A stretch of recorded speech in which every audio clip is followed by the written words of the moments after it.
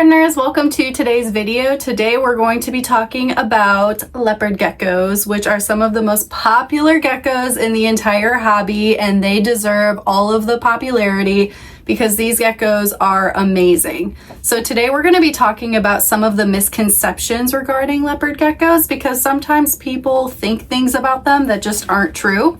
So we're going to get a little bit more information about the lovely leopard geckos today. So the very first misconception when it comes to leopard geckos is that they don't actually love handling so much.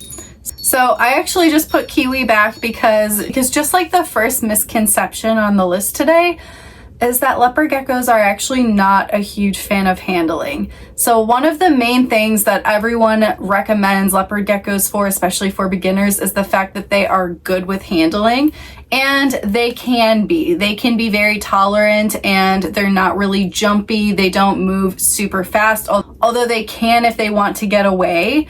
But they typically, while handling them, are just much easier to handle than a lot of other reptile species. So it can make them really good for beginners. However, that doesn't mean that they are enjoying the handling so much. Leopard geckos, in my opinion, are kind of similar to cats. They basically, like most reptiles, just kind of want to be left alone, and handling isn't something that they enjoy.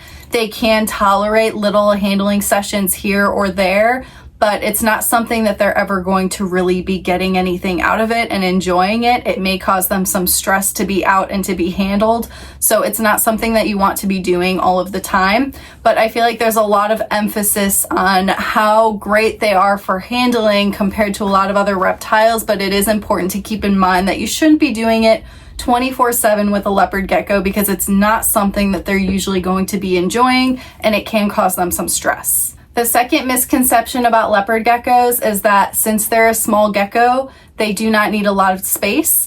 I believe the recommended enclosure size is a 40-gallon enclosure, and I honestly think that that is too small for them. My recommendation for all leopard geckos would be a minimum of a 4x2 enclosure.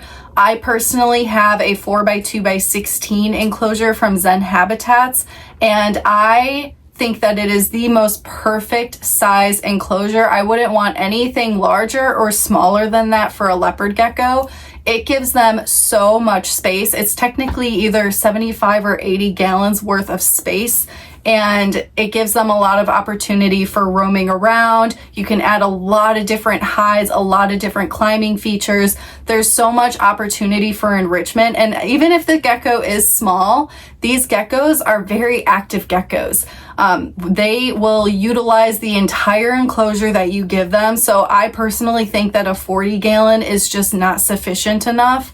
And I think a 4x2 enclosure just gives so much opportunity for a leopard gecko to have an enriched life. So because they are a smaller gecko doesn't necessarily mean they are going to be taking up space. I do think they are deserving of a 4x2 enclosure, which does take up some space in your home. The third misconception about leopard geckos is their fat tail. So a lot of people think that leopard geckos should have significantly fat tails, and they should be a little plump. It absolutely should. Leopard geckos do retain fat storage for them.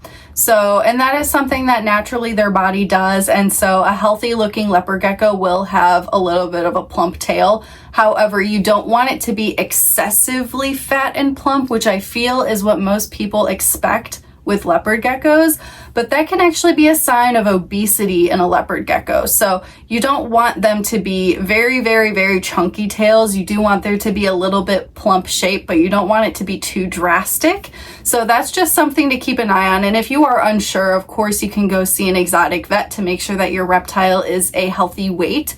But I do think there's a lot of emphasis on geckos that are actually a little bit overweight, and people recommend that as being a healthy standard when it's actually not, because their tails shouldn't be excessively chunky.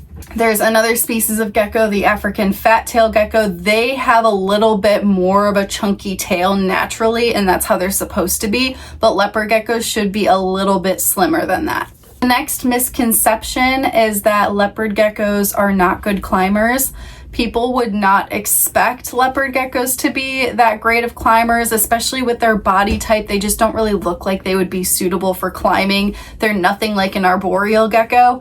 However, these little terrestrial geckos have nails that allow them to climb and little finger digits, and they will impress you. They have impressed me. I have been shocked at how well Kiwi is able to climb his enclosure, and I added a lot of climbing features in the enclosure, but I did a naturalistic background, and this gecko can manage to Spider-Man climb all the way up the sides of the naturalistic background, just fully showing their abilities in climbing, because that's not an easy thing to climb, but Kiwi does it like it's nothing. So these little geckos are very active and they are very avid climbers. So it is good to make sure that you have a lot of different surfaces and a lot of different climbing features in your enclosure, just to give them that enrichment and exercise, because they will absolutely do it if they have the opportunity. The next misconception is that they are active during the day. Leopard geckos are actually crepuscular species, which means that they are going to be awake during dawn and dusk. So when the sun is rising and when the sun is setting is when they're going to be most active. Some of them will be a little bit more active at nighttime, but typically during the day is when they're going to be sleeping. So they have kind of a weird sleep schedule, but naturally in the wild, when they are going to hunt, it's when the sun is rising and setting. But again, you will notice sometimes that they aren't nocturnal, but I noticed that some of them just are a little bit more active at nighttime, but they are just not active during the day ever. But it does depend on your gecko. They all have different behaviors. So if you're noticing anything new or unusual, that would be something to look into, just to make sure that it's not displaying some type of illness or health issue. The next thing with leopard geckos that's a misconception is that you don't have to worry about humidity with them. And compared to a lot of other geckos, especially those that are tropical, like crested geckos or gargoyle geckos that require a higher humidity, a leopard gecko is a more dry species and they don't require a high humidity, so it's not something that you typically have to worry about so much. Another thing that makes them easy is the fact that they do drink from a water bowl, unlike a lot of the arboreal species, so it's not something you need to worry about with misting down the enclosure to make sure that you're achieving the humidity as well as hydrating your gecko. However, there is a little bit of humidity that you do need to pay attention to make sure that you have a healthy gecko, and that would be especially during their shedding cycle. So they do need a humid hide in their enclosure that is always moist for them, and this will really help them during sheds. Leopard geckos that do not have an appropriate area with humid and moisture in the enclosure can have really bad sheds, can get stuck sheds, and a lot of the times you will notice this happening on their toes, and it's really detrimental for leopard geckos when they have stuck shed on their toes, because if it goes on for too long, it can kill the toe tissue and become necrotic, and they can end up losing their toes, and it can be very painful for the gecko too, because it's cutting off the circulation of the blood flow. So that shed must always be coming off. So that is why it is very important not to skip out and think, oh, it's a dry gecko, I don't have to do anything. It is really important to make sure that that humid hide is always going to be moist, and that's something for you to always check on for a leopard gecko. Another misconception about leopard geckos is I think that they are highly underestimated when it comes to their abilities to escaping their enclosure. I think that people, including myself, don't think that they would be susceptible to escaping very easily. However, give them an opportunity and they will prove you wrong. These geckos, again, I underestimated the climbing abilities and the escape abilities, and both of those led to Kiwi escaping a few years ago, and he was missing for like 3 days until I found him under my refrigerator and lured him out with a superworm. So keep in mind, they're climbing. You need to make sure that their enclosure is completely secure and escape proof. When Kiwi did escape, I was using a tank and there was a tree, and I think that the lid may have been slightly off. I don't think Kiwi was able to push it off. I think maybe I did some maintenance at nighttime and I didn't realize that the tank wasn't on all the way. So he climbed his little tree, escaped the enclosure, and then just went for a free-for-all in the apartment. So yeah, they will climb, they will escape. You need to make sure that they are completely in an escape-proof enclosure. Zen Habitats is very safe, very escape-proof. They've made so many modifications to make sure that reptiles cannot escape them. And it has been amazing because I have not had a single animal escape. The only reason that one could is if you leave a door open with these enclosures. So just make sure you're closing your doors, especially with leopard geckos, because I promise you they are escape artists.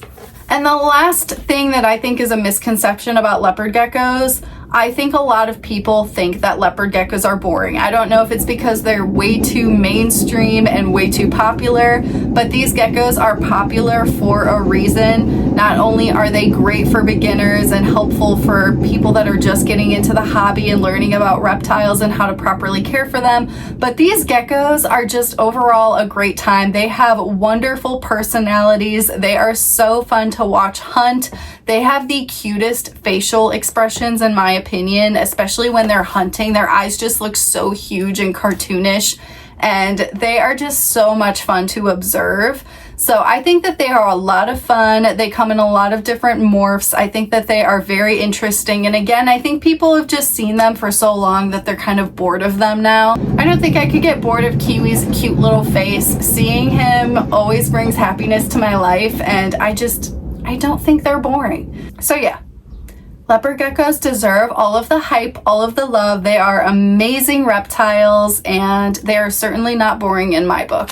So that completes my video for today. If you guys can think of any other misconceptions regarding leopard geckos, please go ahead and leave it in the comment section, and I will see you guys in the next video.